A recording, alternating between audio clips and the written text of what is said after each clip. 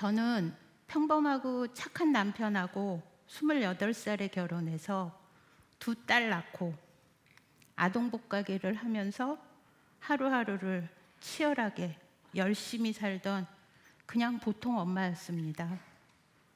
장사가 나날이 잘 돼서 어제보다 못한 오늘이 없는 승승장구. 딸아이에게는 예쁜 옷 실컷 입혔겠죠. 그렇게 장사가 잘 돼서요, 물건이 없어서 못 팔 정도였어요.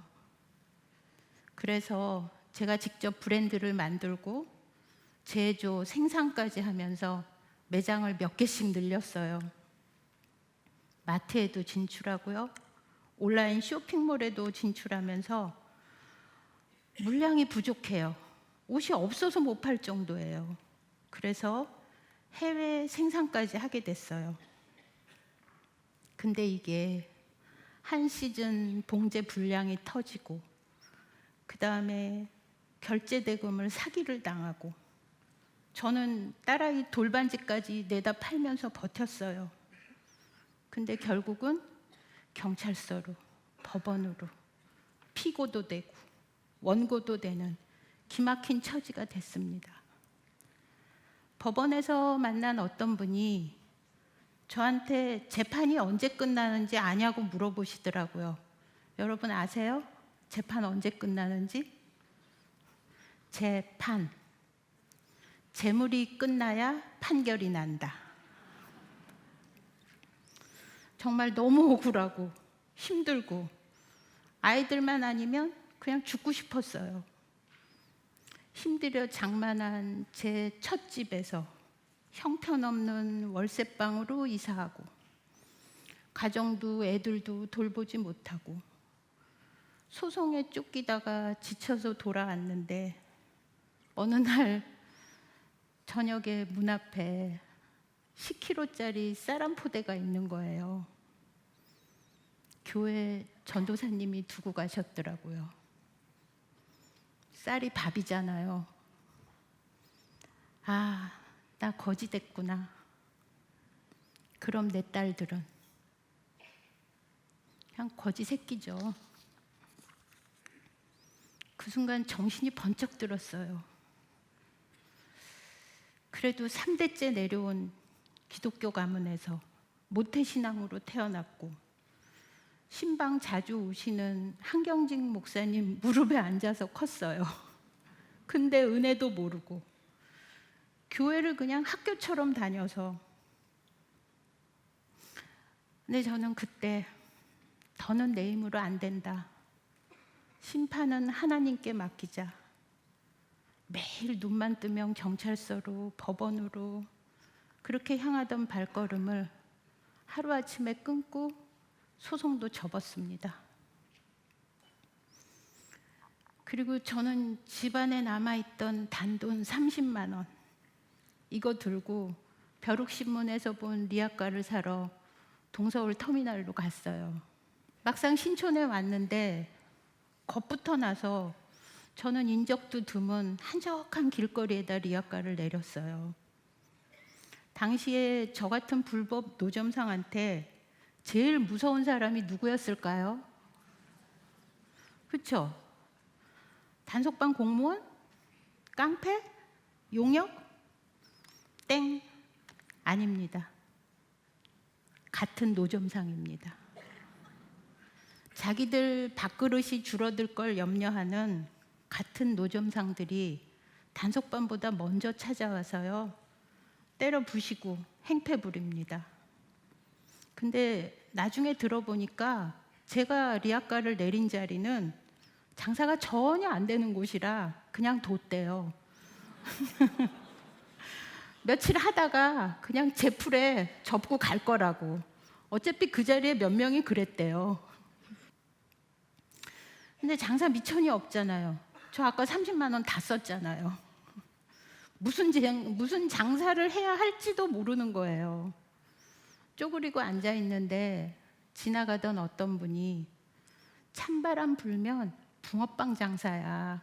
골목에서 팔아도 10만 원은 팔어. 그러시는 거예요. 귀가 번쩍 뜨였죠. 먹고 살 순 있겠다.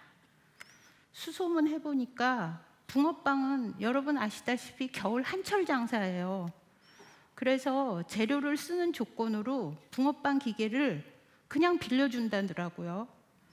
재료비도 우선 받아서 팔고 그 다음날 재료를 또 받으면서 어저께 받은 재료비를 주면 되는, 즉 팔아서 돈을 주면 되는 후불 결제. 저한테 정말 딱이죠. 제가 어릴 때 나름 곱게 자라서 편식이 좀 심합니다. 특히나 팥이나 콩 이런 거 싫어해요. 근데 붕어빵은 팥이 주 재료잖아요. 처음에는 잘못 구워서 터진 붕어빵, 이거 버리기 아깝잖아요. 그래서 팥을 탈탈 털고 겉에 빵만 먹었어요. 그래서 허기를 채웠는데 여러분, 그 터진 붕어빵에서 제가 탈탈 털어낸 팥이 더러운 건 아니죠. 근데 이걸 또 다시 넣고 굽자니 뭔가 찝찝해.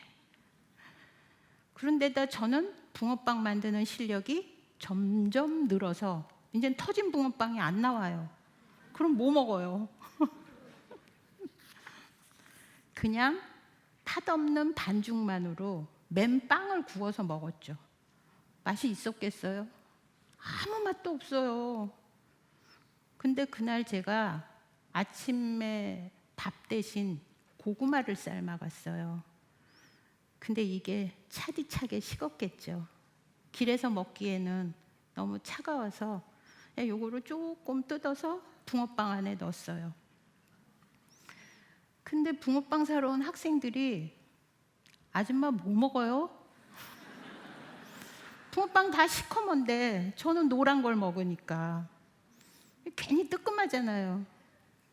너네 먹어볼래? 하고 나눠줬어요. 자, 그렇게 인기 최고 고구마 붕어빵이 시작됐습니다. 근데 달달한 음식은 끼니로 날마다 먹기에는 저한테는 오래 못 가더라고요. 좀 질리더라고요. 고구마 말고 넣을 만한 게 뭐가 있을까 고민을 하는데 어릴 적에 할머니랑 빚던 만두가 생각났어요. 어린 시절이 생각나서 그냥 저 혼자 만두 속을 만들었죠. 근데 딸아이가 엄마는 초딩 입맛이니까 피자 치즈랑 케찹도 넣어봐라는 거예요. 신나게 만들어서 붕어빵에 넣고 먹었더니 단골 학생들이 또 아줌마 뭐 먹어요? 자, 그 겨울에 저에게 어떤 기적이 일어났을까요? 제가 장사가 너무 잘 되니까요. 신촌에 이런 특이한 붕어빵 가게들이 유행하기 시작해서 그들이 자기들이 원조다. 신촌의 명물이다. 막 이렇게 써붙이는 거예요. 그런데 이화여대 홈페이지에 재학생들만 로그인해서 보는 정보 공유방 같은 게 있었나 봐요. 거기에 저희 단골 학생들이 우후죽순으로 생겨난 원조 주장 붕어빵 가게 다 지나가서 학교에서도 멀리 떨어진 제 리아카까지 꼭 찾아가라. 이렇게 글을 올렸고 3대 메이저 일간지에도 나갔어요. 근데 더 재미있는 건 그 다음에 붕어빵의 100년 변천사. 거짓말 아니에요. 이거 특집이라 그러면서 KBS 방송국에서 세 분이 취재를 나왔어요. 100년? 도대체 누가 카운팅한 걸까요? 엄마가 길거리에서 장사하는 게 알려지면 딸아이가 학교에서 놀림당할까 봐서 촬영을 거절했죠. 그랬더니 당장 오늘 저녁 9시 뉴스에 내보내야 한다면서 얼굴을 거의 못 알아보게 멀리서 찍는데요. 사실 속은 거예요. 방송국 카메라의 줌 기능도 저는 몰랐어요. 자, 등 따시고 배부른 행복이 시작됐습니다. 그야말로 손님이 줄을 섰어요. 여의도에서 택시 타고 붕어빵 사러 오고요. 연예인도 종종 왔었어요. 겨울이 가고 봄이 왔네요. 5월까지는 어떻게 버텼어요. 근데 이젠 재료도 상하고 제가 너무 더워서 할 수가 없는 거예요. 길거리를 헤매고 다녔습니다. 평소에는 장사도 나오지 않던 아침 일찍부터 나와서 헤매고 다녔는데 신촌 노타리에서 뭔가를 먹으면서 막 뛰어가는 연대생들을 보고 등굣길을 따라갔어요. 그래서 와플이란 걸 알게 됐고요. 아, 저거다. 이렇게 와플과의 만남이 시작됐고, 저는 다양한 붕어빵을 팔아서 재미 봤잖아요. 그래서 그 경험을 살려서 고구마 크림을 포함한 12가지 크림을 팔게 됐습니다. 어릴 적에 주일학교에서 예수님의 12제자를 재미있게 배우면서 그냥 12이라는 숫자에 막연하게 친밀감이 생겨났던 거예요.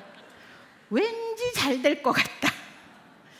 그런 기대감을 갖고 제빵 전문성 하나도 없으면서 당시 시중에는 바닐라, 딸기, 초코 3가지 크림이 있었거든요.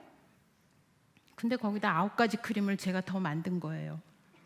다 각각의 통에 담고 리아카에서 흔들리지 않게 고정시키고 또 나름 위생적으로 해야 되잖아요. 그래서 아크릴로 뚜껑을 만들어서 덮고 그리고 리아카를 밀고 첫날 와플 장사를 나갔어요. 뭐 했겠어요? 하나님한테 정말 간절히 기도드렸어요.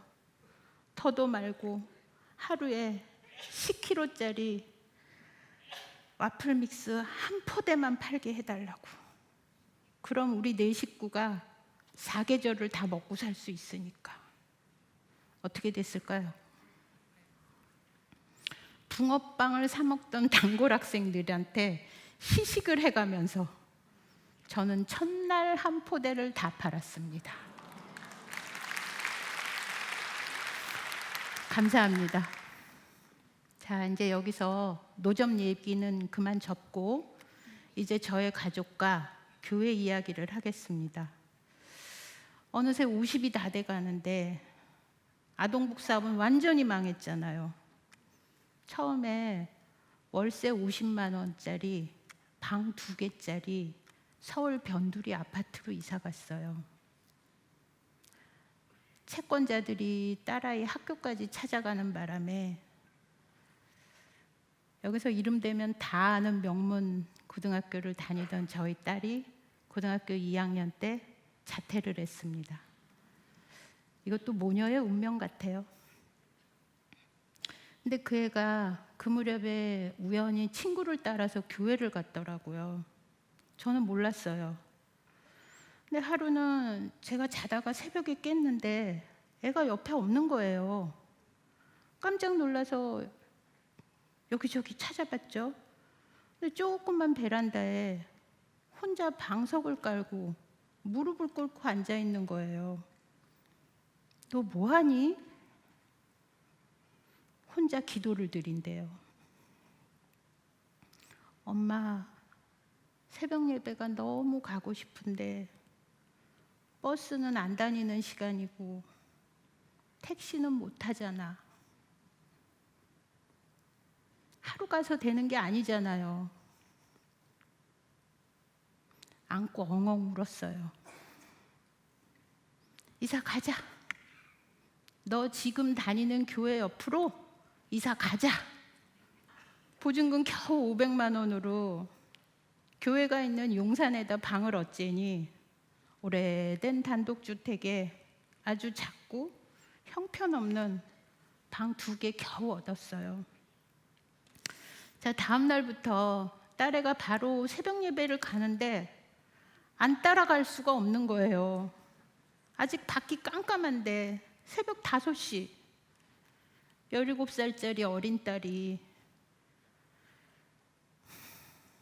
아무리 피곤해도 엄마가 돼서 어떻게 혼자 보내겠어요?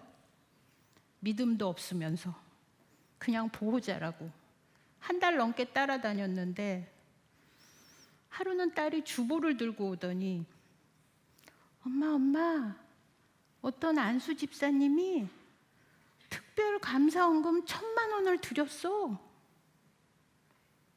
나도 드리고 싶어. 억장이 무너지죠. 아동복 사업 잘 되던 옛날 같으면 당장 드리지. 근데 이제 방 빼도 저 얼마밖에 없어요? 500. 방을 빼도 못 드릴 돈이잖아요. 나한테 갚을 빚 있는 사람이 딱 나타나서 그동안 죄송했습니다 하면서 돈을 갚는 상상, 이거 수없이 했죠. 새벽 예배 나가서 매일매일 기도했어요. 근데 제 상상대로 이루어지지는 않고 그렇게 한 달이 가니까요 슬슬 짜증이 나더라고요. 내가 갖겠다는 것도 아닌데 1,000만 원이 왜 안 생기냐고요. 하나님 내 기도 왜 안 들어주시냐고요. 그렇게 투덜투덜 대다가요 어느 날 새벽에 머리를 한 대 딱 맞았습니다. 우리 하나님이 돈이 필요하신 게 아니다.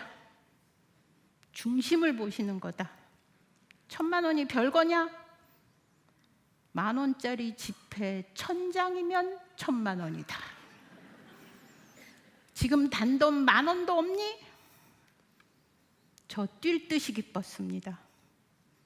저는 1,000만 원을 한 번에 드리는 것보다 이 방법이 훨씬 마음에 들었어요. 왜냐하면 이 헌금을 드리는 동안은 하나님이 제 딸을 꼭 지켜주실 것 같아서. 여러분 정말 신기한 일이 생겼습니다. 어찌나 예배가 기다려지고 말씀이 달고 교회 가는 제 발걸음이 설레던지요. 교회에 하나님 집에 머무는 시간이 너무 좋아서 예배 마쳐도 집에 안 가는 거예요. 계속 어슬렁거렸어요. 그랬더니 하나님이 사람 손이 필요한 일을 하나씩 보여주시더라고요. 예배 드리고 나서 함께 식사하고 교회 주방에서 설거지를 한동안 했는데 그거 끝나도 집에 못 가고 두리번거렸어요. 화장실 청소를 하게 됐습니다. 조금이라도 교회에 더 있고 싶어서 화장실 변기, 바닥, 물론 닦고 문도 닦고 벽도 닦고 나중엔 천장도 닦았어요. 여러분 교회 가서 누구 눈치 보거나 사람들 말 듣고 흔들리지 마세요. 하나님만 바라보세요. 가난 때문에 안 그래도 무너진 자존감에 무심하게 던진 사소한 말 한마디가 상처를 받더라고요. 내 상처에 못 이겨서 교회 뒷마당에서 울다가 울지 않으려고 하늘을 봤어요. 하나님, 아버지, 억울하다. 내 마음 아무도 모른다. 일렀죠. 하소연했죠. 그때 들렸어요. 다 안다? 내가 다 안다. 하나님 다 아십니다. 우리 하나님은 자녀의 작은 신음소리 다 들으십니다. 근데 어느 주일날 목사님이 설교하시다가 우리 교회 화장실에 밥알이 떨어져 있으면 저는 주워 먹을 수 있습니다. 이런 엉뚱한 말씀을 하시는 거예요. 그 화장실 청소 2년 가까이 한 이 가난한 노점상 교회 등록 2년도 안 된 저 단 한 분의 반대도 없이 정식으로 집사 임명 받았습니다.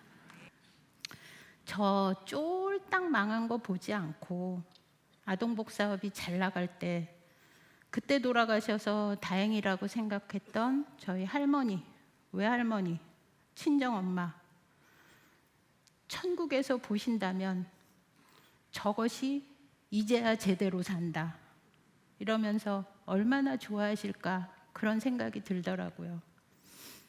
저는 지금도 예배 때마다 4번째 1,000번 헌금을 드리고 있습니다.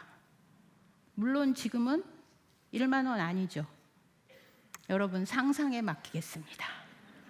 제가 서장훈의 이웃집 백만장자에 나갔던 사람이니까. 저 매일매일 새벽기도 드리면서도 하나님 말씀이 너무 재밌고 사모가 돼서 장사하면서 성경책 보다가 조그만 성경책을 반죽통에 빠뜨리기도 하고, 근데 장사가 잘 되는 날은요 한시도 눈과 손을 쉴 수가 없어요. 말씀을 못 보는 게 안타까운 거예요. 이것도 좀 해결해 달라고 하나님께 기도를 했는데, 내 머릿속에 성경책을 가져라. 기쁜 마음으로 하루 한 절씩 말씀을 외우기 시작했습니다. 히브리서 11장, 믿음의 장. 여러분 다 아시죠? 저는 그렇게도 좋더라고요. 흠 많고 완벽하지 않은 인간, 심지어 죄 지은 인간도 하나님께서 어떻게 들어 쓰셨는지, 또 얼마나 사랑하고 귀히 여기셨는지, 믿음의 선진들은 시련과 연단 속에서 얼마나 순종하고 하나님께 영광을 돌렸는지 외우고, 머리 나쁘니까 또 반복해서 외우고 날마다 회개의 눈물을 흘렸습니다. 믿음은 바라는 것들의 실상이요 보이지 않는 것들의 증거니 선진들이 이로써 증거를 얻었느니라. 믿음으로 모든 세계가 하나님의 말씀으로 지어진 줄을 우리가 아나니 보이는 것은 나타난 것으로 말미암아 된 것이 아니니라. 아멘. 아벨, 에녹, 노아, 아브라함, 사라, 이삭 하루하루 외우다가 저는 21절에서 큰 은혜 받았습니다. 믿음으로 야곱은 죽을 때 요셉의 각 아들에게 축복하고 그 지팡이 머리에 의지하여 경배하였으며. 아멘. 야곱이 완벽한 인간이었나요? 나도 지팡이 머리에 의지할 때까지 하나님의 나라와 의를 구하고 하나님의 영광을 위해 살며 끝까지 착하고 부지런한 종으로 하나님을 경배하러 가리라 저절로 결심이 서더라고요. 와플대학이 노점을 벗어나고 사업자 등록증을 내고 나날이 발전해서 법인회사가 되니까 감사직이 필요하더라고요. 신용불량자를 거쳐서 파산 면책까지 받은 제가 하늘 아래 누구에게도 부탁할 사람이 없는 거예요. 푸념처럼 한탄하던 제 말을 우연히 들은 저희 담임 목사님께서 1초도 망설이지 않고 그거 제가 해드릴게요. 저 그 순간 결심했습니다. 내가 앞으로 사는 동안 목사님 같으신 분이 나같이 가난한 사람에게 무슨 부탁할 일이 있으랴. 그래도 만약에 뭐라도 부탁하신다면 0.1초도 망설이지 않고 예 하리라. 근데 수년이 흘러서 어느 날 목사님께서 저에게 장로해 주세요. 물론 저 바로 예 했습니다. 근데 제일 마음에 걸리는 게 여고 중퇴, 즉 중졸인 제 학벌이에요. 안 그래도 여자라서 주목받을 텐데 제 학벌은 제 개인의 부끄러움이 아닌 것 같아서 차마 말씀도 못 드리고 참으로 송구했습니다. 남들 얘기로만 알던 만학도가 되어 여고 교복 벗은 지 45년 만에 고졸 검정고시에 도전하고 합격했습니다.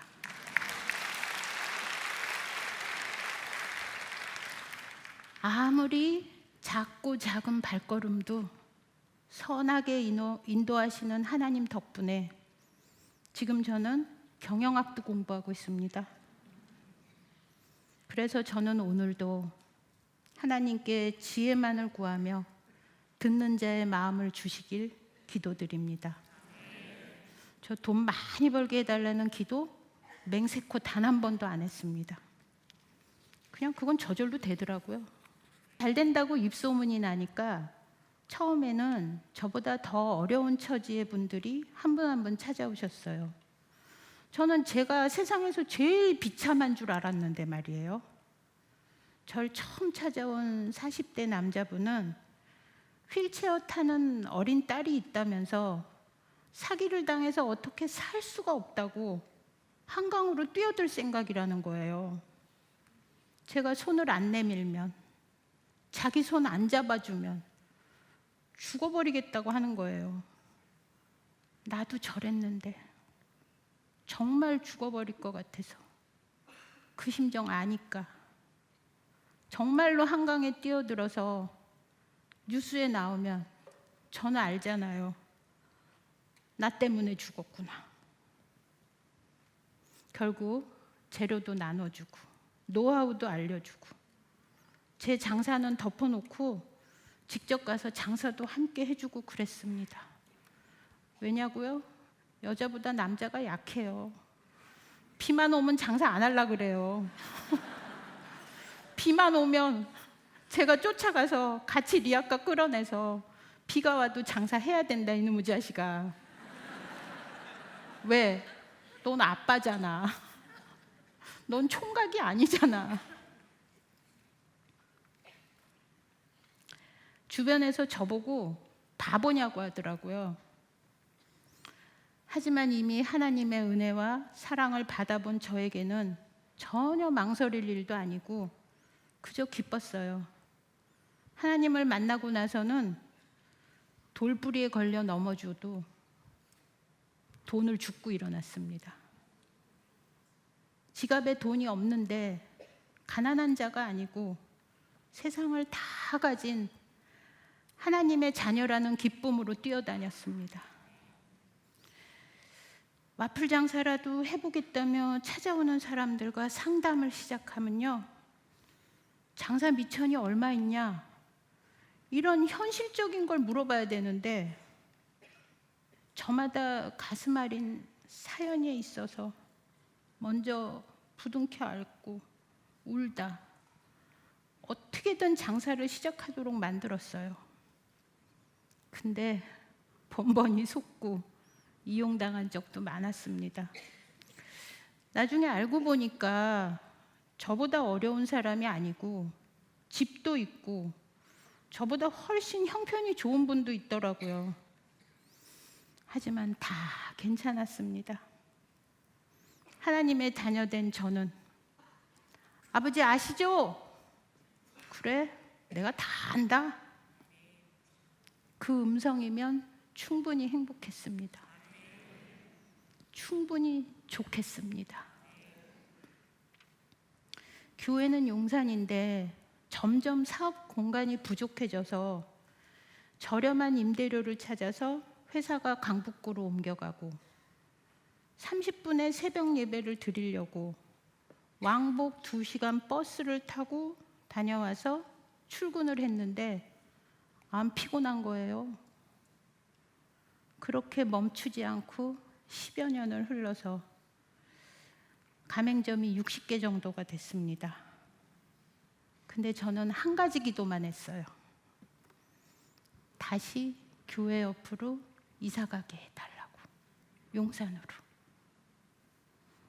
결론부터 말씀드리면 지금 와플대학 본사는 용산구 한강대로에 있습니다.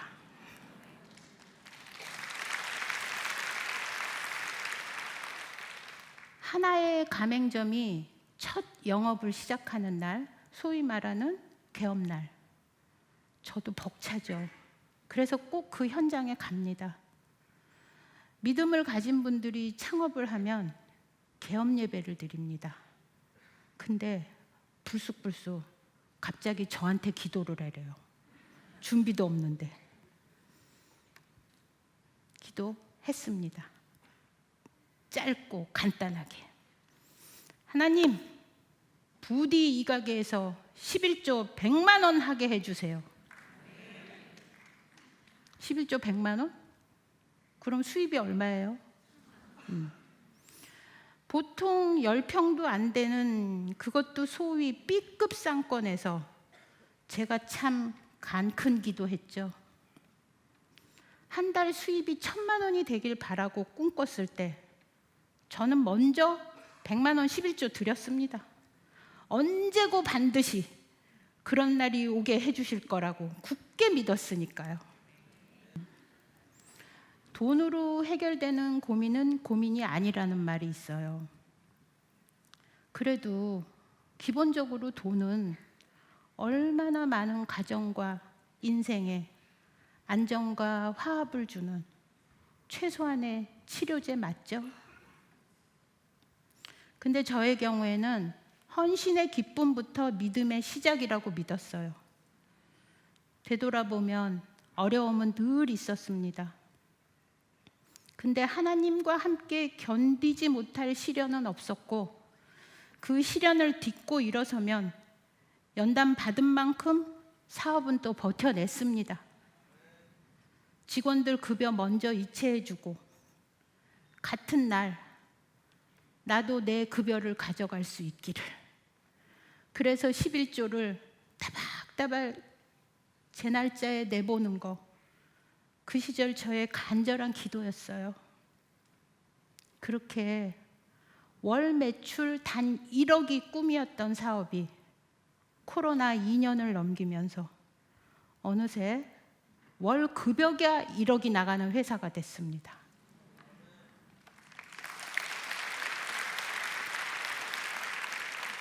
수많은 회사가 휘청거렸죠. 전 세계가 다 같이 어둡고 힘든 시절이었는데 저한테 또 무슨 일이 일어난 걸까요?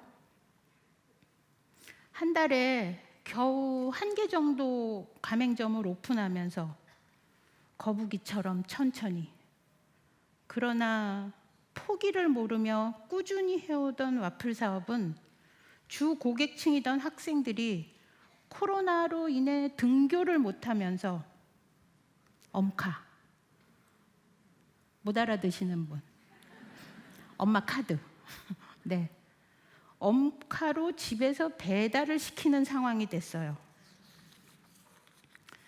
당 충전이라는 말이 생길 정도로 바쁜 현대사회에 지친 청년들에게도 마찬가지였습니다. 치킨이나 짜장면 정도를 배달시키던 문화가 정말 빠르게 전 업종으로 확산됐고, 저희 회사가 인건비 절감을 위해 남들보다 빠르게 이미 정착시켜 놓은 키오스크가 또 한몫을 하더라고요. 배달을 하니 코로나 전보다 오히려 매장마다 매출이 더 올랐습니다. 가정을 지탱해 나가야 돼서 이런 시기에 뭘 해야 되나 고민하던 예비 창업자들에게는 어떤 브랜드보다도 투자 대비 만족도와 가성비가 좋다는 입소문이 퍼져나갔습니다. 이미 10년 넘는 시간 동안 검증이 된 회사 연역에 힘입어서 2020년부터 2021년 코로나 2년간 매주마다 2-3개의 매장을 신규로 오픈하는, 저도 믿을 수 없는 일이 일어났습니다. 광고도 전혀 안 했는데 유명 브랜드들도 주춤하는 그 어려운 코로나의 터널 안에서 말입니다. 이사했죠. 회사도 저 집도 다시 용산으로 감사할 일을 날마다 생기게 해주시는 하나님께 영광 돌립니다.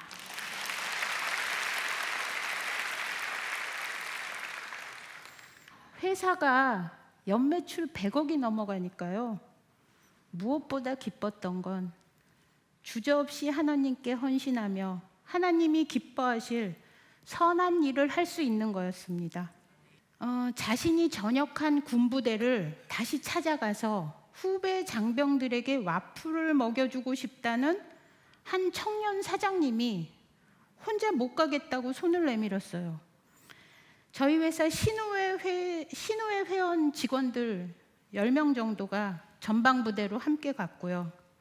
이 봉사를 계기로 저는 푸드트럭을 만들었습니다.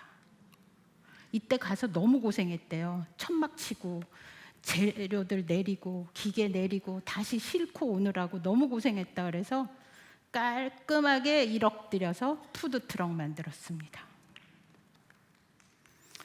여러분, 고단한 인생 멈추면 누구에게나 한 번은 다시 찾아가고 싶은 곳이 있죠.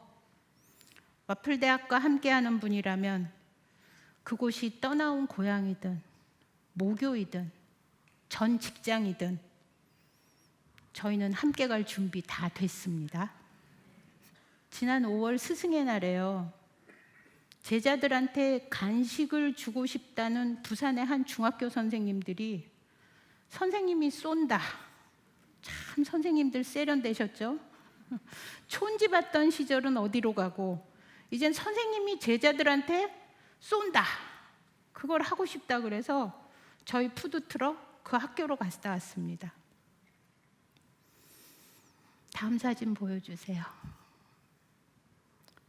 매장이 노후화가 돼서 천장에 물이 새서 리모델링을 걱정하는 대한민국에서 제일 오래된 와플대학 100% 본사 비용으로 올 리모델링 쌈박하게 해드리고 가장 오래된 와플대학이라는 저 작은 표시를 걸면서 저는 또 꿈을 꾸고 기도했습니다. 두 번째로 오래된 매장도 이렇게 리모델링 해드리고 싶다.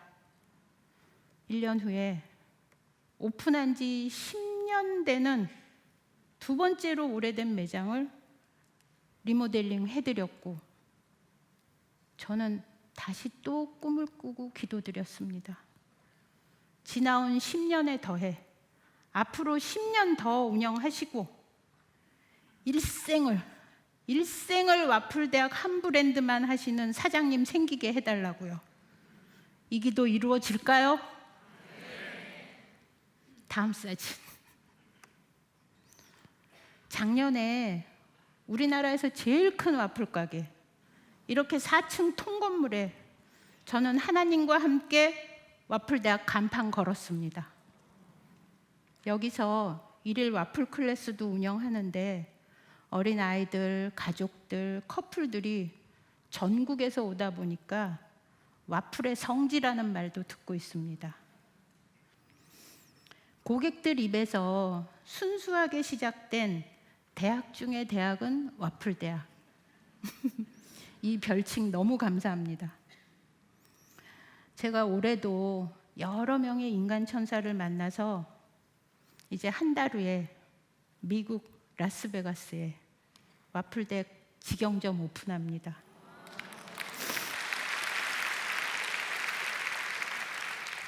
하나님이 그러셨어요. 네가 안 해본 거 남에게 해보라고 시키는 거 나쁜 거라고요.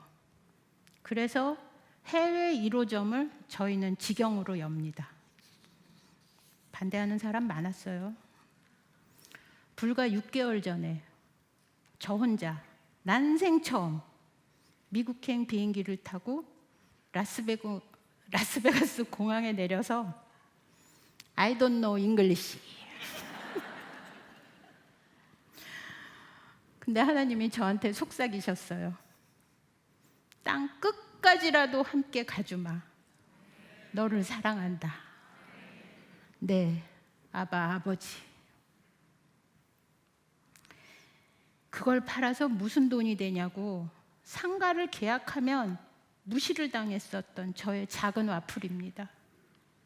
매장에서 직접 반죽하고 하나하나 손으로 구워서 바로바로 드리는 작은 와플빵 하나가 어느새 100가지가 넘는 메뉴가 됐는데요. 이 세상 어디에 가서 고단한 누구에게 이 작은 빵이 달콤한 위로가 될지 전 이제 알 필요가 없습니다. 하나님과 함께 모험을 하고 하나님께 쓰임 받으며 전 이제 하나님께 묻지도 따지지도 않고 아무런 질문도 하지 않습니다.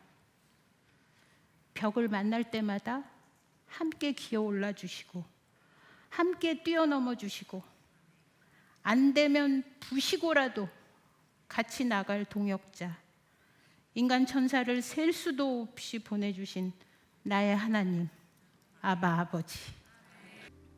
여러분들에게 마지막으로 드리고 싶은 말씀은 믿음은 의리다.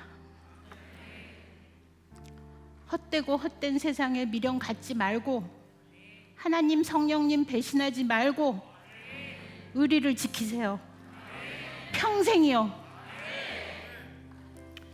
부디 풀 한 포기에도 이유가 있는 하나님의 계획에 참여하는 복된 여러분 모두가 되시길 부탁드립니다. 먼저 내가 변해야 세상이 변합니다.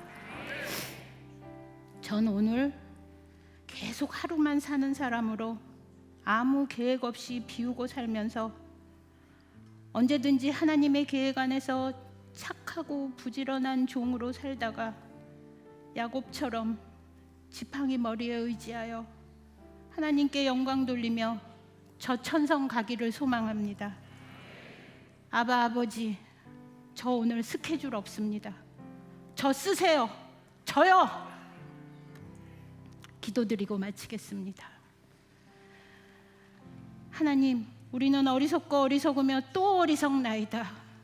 오직 하늘의 지혜를 구하오니 듣는 자의 마음을 가지고 살아내며 끝까지 거룩한 길을 가도록 도와주세요. 살려주세요. 저희들의 남은 생은 로마서 16장 19절 말씀대로 선한 데 지혜롭고 악한 데 미련하도록 하나님 도와주세요. 살려주세요. 사랑이 많으신 우리 주 예수 그리스도의 이름 받들어 감사하며 기도드렸습니다. 아멘.